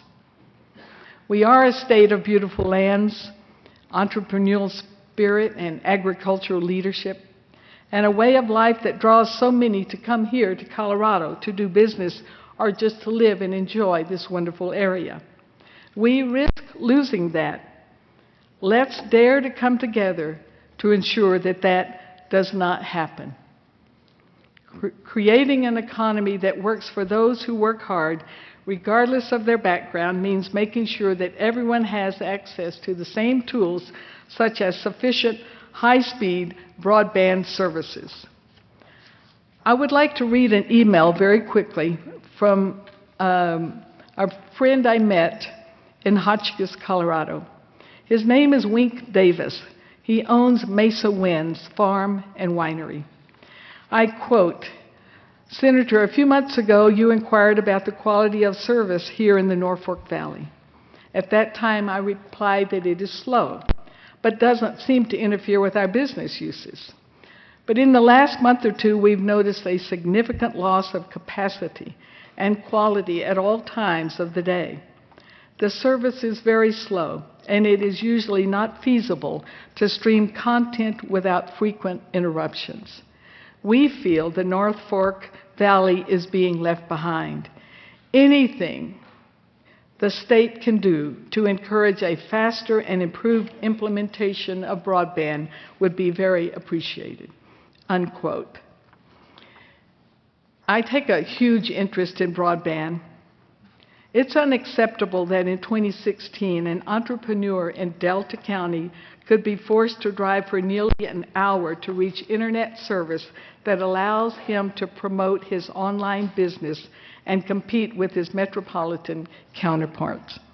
It's unacceptable that in 2016, constituents that live hours away from the nearest hospital don't have access to the growing delivery of care through telemedicine simply due to a lack of sufficient internet service. And it's unacceptable that in 2016, rural schools are disadvantaged by a lack of adequate broadband, which prevents our young students' minds from being enriched by high-quality educational tools provided by today's modern internet. I'm eager to work with you, my colleagues across the aisle, and with the governor, and with whom else, in sending a clear message to rural Colorado. You will not be left behind by your government, and we will fight tooth and nail to ensure that we break down the barriers to success so opportunity is available in every corner of our state for our hospitals, our schools, our businesses, our agriculture, and tourism. I was very excited to spend the day at Adams State University, a beautiful, phenomenal campus. It's a state treasure. According to our state's Department of Higher Education, Adams State University, according to the budget that has been put forth by the governor, Adams State will lose $273,344 from their budget under the proposed 2016 state budget. The school is surviving, however. The campus is a state treasure. They appreciate the support that the state has given them in the years past, and they support and value their students. This is a university, even though they are losing money and going to lose more, they voted to provide something called guaranteed tuition, meaning that tuition paid by an incoming student will remain the same throughout their 4 years of college. They are not increasing their interest on the backs of the students.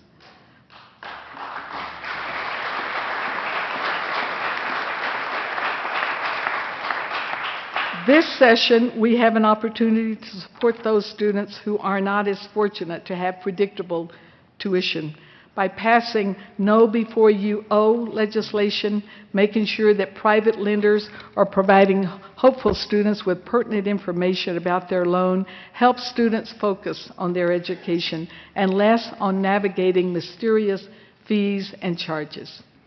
And just as important as leveling the playing field for Colorado students, we have a responsibility to make sure workers have opportunities to learn the skills to succeed in a rapidly changing economy.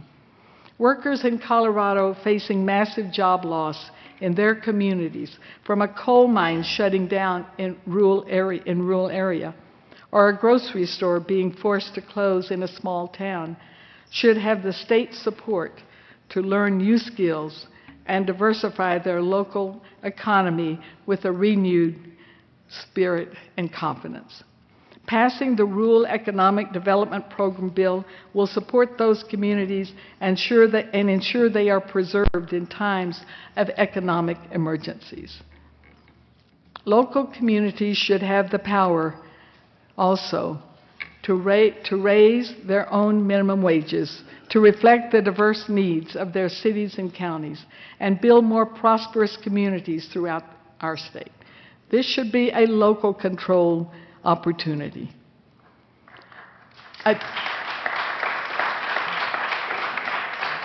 Additionally, a woman doing the same job as a man deserves the opportunity to earn the same pay.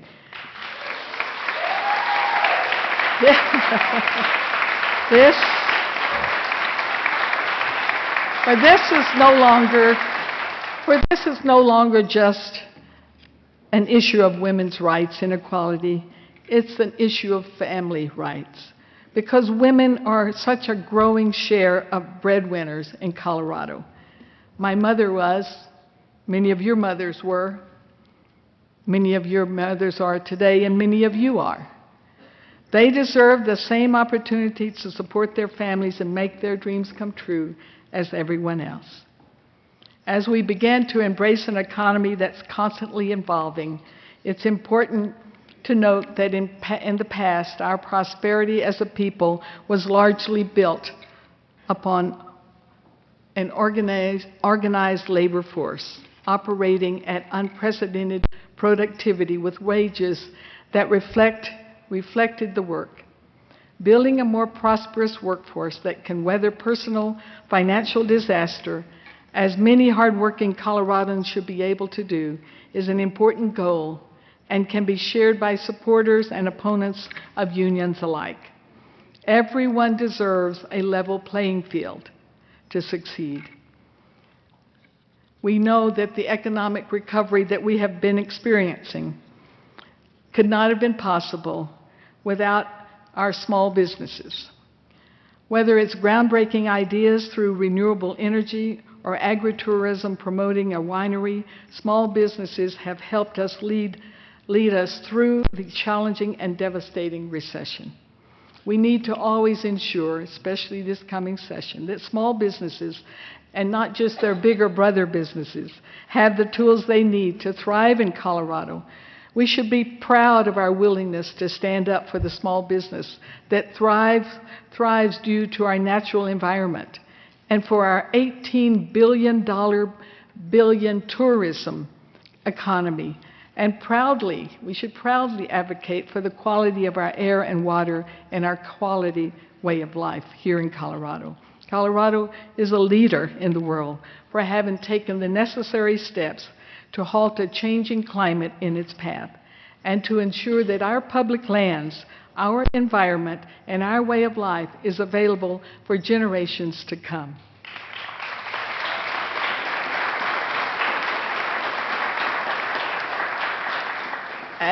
As the world transitions to cleaner sources of energy, our coal workers must not be forgotten, for they are the holder of some of the hardest to learn and most important skills to utilize. Skills that result in our homes being heated and our cars taking us to work, home, and everywhere else in between. We must remember those workers. Those of us who truly support, and we do, our movement to more renewable energy, we need to understand the impact of those who work in fields that might have to shut down. It is our responsibility to understand that they are part of us and we are part of them. Those communities are part of us as well. We must also do more to prepare our existing energy workforce for future transitions so we can move forward boldly and with purpose for our environment and our economy. Just as important is ensuring Coloradans have access to quality, affordable health care so they can be healthy and enjoy our quality way of life. Thanks to the bipartisan efforts of this legislature, Colorado's uninsured rates has gone from 14.3% in 2013 to 6.7% in 2015, an unprecedented drop,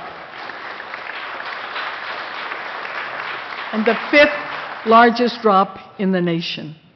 While the Affordable Care Act is not perfect, that means more Coloradans, though, are getting preventive care, protecting themselves from costly visits to the emergency room. Even more impressive as I studied this, out of the Coloradans on Medicare, 74% are working families. They are not receiving just a handout. They are working families. They are seeking opportunities to continue forward. We must stand up for forward-looking solutions that ensure women are able to make their own health care decisions. Programs like LARC, which has been tremendously successful in bringing down the teen pregnancy rate by 40% and teen abortion rates by 35%. We need to adequately fund LARC so we can continue this remarkable progress. We also need to address Colorado's alarmingly high suicide rate. In 2014, more than 1,000 Coloradans took their own lives. It's the most in our state history. Suicide is very, it's here, and it's growing. Our vets, our veterans, people in Colorado are suffering, whether they're young people, teenagers. We have members in this gallery, in this chamber, former members. I went to a service this past summer when our colleague, Senator Trop, was at the service of her grandson who took his life. Suicide in this country and in this state is very serious. We should do everything we can. We have a bill coming through that hopefully will expand suicide prevention training, but we need to do everything we can, and especially not forget our veterans.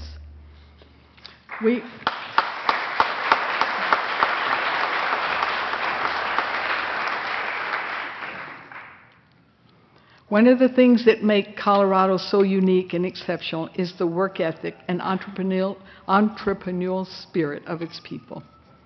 Coloradans take care of their businesses and their communities. They do not expect handouts from their state government, nor do they want them. What they do expect and want from us is to listen when they have a concern and take every step we can to ensure their people have as fair opportunity to live a good life as everyone else. The people of Pueblo, Colorado, did not ask for a handout when they were wanting to help their Southwest chief last year. They didn't ask for a handout, they asked for an opportunity. So they went ahead.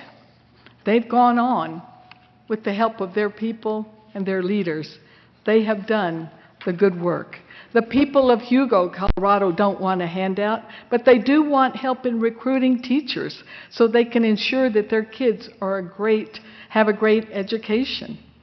Our troops, our Colorado veterans who return from risking their lives to defend our country, do not want or seek a handout. What they want upon their return is for their state government to approve legislation that will give them the opportunity to re-enter the workforce, to complete their education, or have access to the tools so they can lead healthy lives and live them here at home.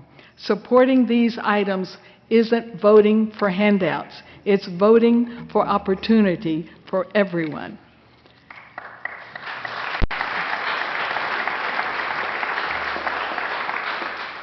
In closing, I would like to share a meaningful and personal childhood experience. When I was a little girl, I was not always safe from harm. And on those nights when I was most unsafe, I would escape from our house and head across the field to where the cows were huddled. I worked my way through the barbed wire fence, which was not always very easy. I worked my way through that barbed wire fence in as careful a way as I could, because I couldn't always see, it was dark. I wanted to reach where the cows were. I thought I would be safe there. They never minded my approach. And I was able to get myself in the center of their circle where they were lying down. And I laid down there with these cows.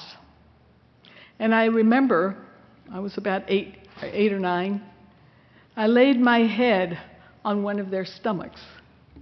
They really do make funny noises. I laid my head on their stomach, and I was laying there. My anxiety and my fear somehow melted away for a while. Because as I looked up into the sky, and there were big, bright stars. Upon those stars, even a little girl, I could feel peace and safety. I don't know what gave that to me, but the power of that star and all of that Milky Way experience, I could feel, I could dream of a safe place.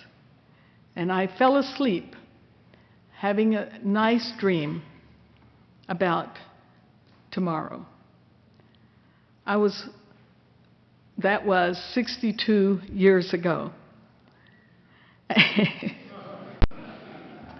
I almost said I was 62 then, but that was 62 years ago. And you know, those same stars, as I've gone back home to Katy, Texas, that field is no longer there. It's now developed. But I've gone back there on many occasions. And the same stars at night still shine brightly. And my travels across the state, whether I was in Alamosa, I got up one morning a couple of weeks ago and got up at 4 and deliberately walked outside. I wanted to see the stars again. I saw the stars in the San Luis Valley, and I realized they are the same stars shining in the Gunnison Valley. We were on the Red Sea one December, and the stars that were shining that night on the Red Sea are the same stars that shine here in this country, though it might be 10 hours difference. The stars that shine in Sterling, in Lyons, and here in Denver, they all represent the dreams so many of us have. They represented a dream for me then of a better tomorrow, of a place where I could be safe. And though we here in this esteemed chamber come from very different walks of life and different parts of this wonderful state, we are privileged to live under the same stars. It often comes to mind, that song or that poem, "When you look upon a star, makes no difference who you are, anything your heart desires." I expect we each look up at those stars and we dream of similar dreams for a better tomorrow. Each of us wants to perform our duties of our office with integrity and hope for a better tomorrow. I know that's what each of you want, and I know that's what we want. We just have different beliefs about how we get there.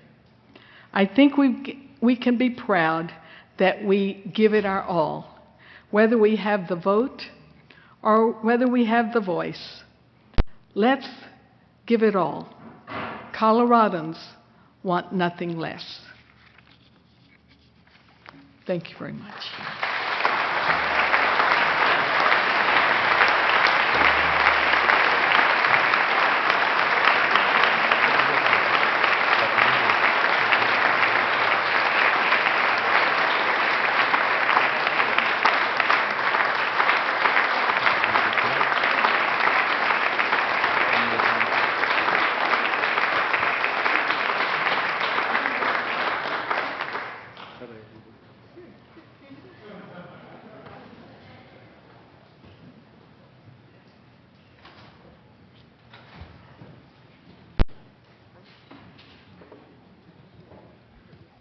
I just asked Senator Guzman for a mask. She said, "You don't need it." We're off to a really good start. I saw that. The Senate will come back to order. Majority Leader shuffle. Thank you, Mr. President. I move that the remarks of the President and the Minority Leader be spread upon the pages of the Journal. Is there any objection? Seeing none, the motion is adopted.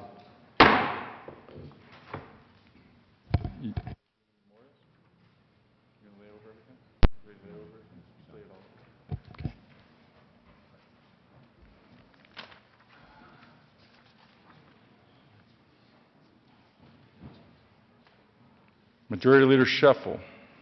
Can you lay the balance? Thank you, Mr. President. Colleagues, that will bring us to the conclusion of the formal part of this, and just want to make a couple of announcements. First of all, and I know everybody's got lunch reservations, and so we're going to get out of here shortly. Important for the rest of the week, tomorrow and Friday, we will come back to order at 10 a.m. each morning. Tomorrow, do plan on being on the floor at 10 a.m., and we'll do a couple of short things before we head over to the House for the joint session to hear the governor's speech.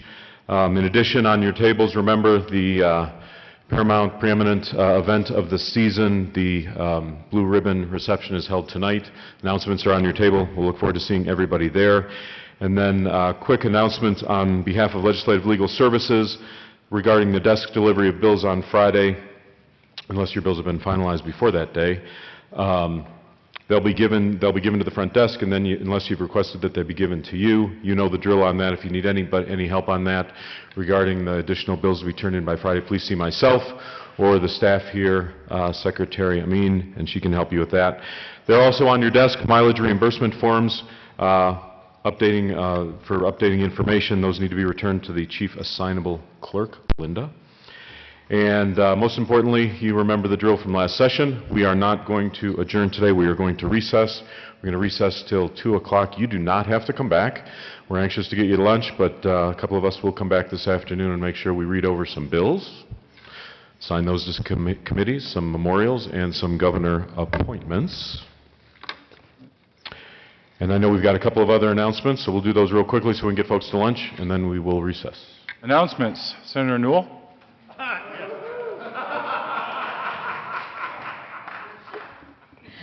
Thank you, Mr. President. I have the pleasure of making the first announcement from one of us. Of many. I'm sorry? Of many. Many. Yes, you are absolutely right. Tomorrow, if you would please join us with the Women's Caucus, the Bipartisan Women's Caucus, with our reception at the Judicial Car Center, 3 to 5. Tours are available with Chief Justice Nancy Rice ahead of time if you would like. It is a gorgeous building. If you have not been there, please join us at 2 o'clock for that. And you are all invited. It's not just women. The men are invited too, transgender, anybody who wants to come. And you should have received also an invitation of that earlier online. So please join us. That is tomorrow, Thursday at 3 p.m. Senator Lambert. Thank you, Mr. President. This is an anniversary of sorts. The members of the Joint Budget Committee would like to welcome you back after we are done with 1/3 of our session as of today. But we will be meeting in the Joint Budget Committee meeting room at 2 o'clock today to discuss potential JBC legislation. Senator Sonnenberg. Thank you, Mr. President, and I'll be brief. I won't harp on you today, but as you know, the stock show is in town, and we were actually a week later starting, so our fundraising attempts by many of us in the rural community to help those scholarship funds of those young people that we go buy an animal to will be stepped up over the next few days. So just giving you a heads up, I will talk with most of you tomorrow. Thanks. Are there further announcements? Colleagues, please help me welcome back Senator Brophy.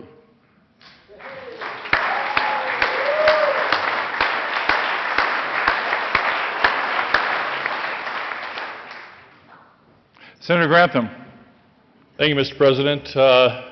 As usual, for what happens because of the time of year that we start session, I get to come up here and announce and wish happy anniversary to my wife on the 13th of January, and today happens to be that day. It's our 20th anniversary. Happy anniversary, dear. Oh.